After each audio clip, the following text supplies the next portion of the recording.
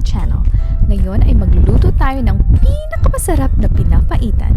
Ito ay ang recipe ng aking mom-in-law na si Mama Julie na gumawa pa ng Google account para makapag-subscribe lang sa akin. Thanks, Ma!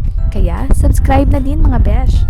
At ito ang mga simpleng sangkap ng pinapaitan.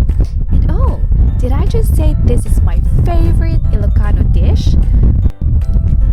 At masarap talaga magluto sa probinsya kasi libre ang firewood. Okay, let's start cooking!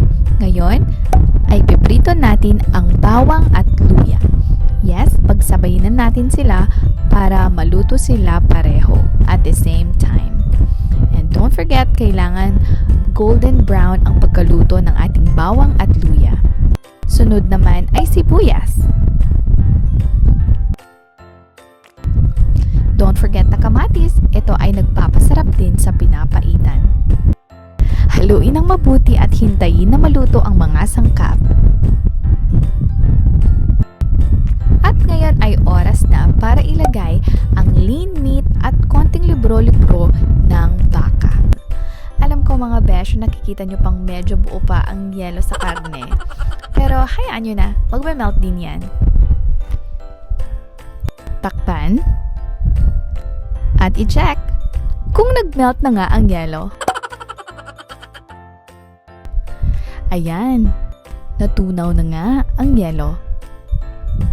Masarap na siya mga besh. This looks so yummy. Here's another angle. Ang sarap talaga nito. Kapag ito ang hinain sa hapagkainan ay nakakalimutan ko ang diet ko. Huwag kalimutang lagyan ng magic.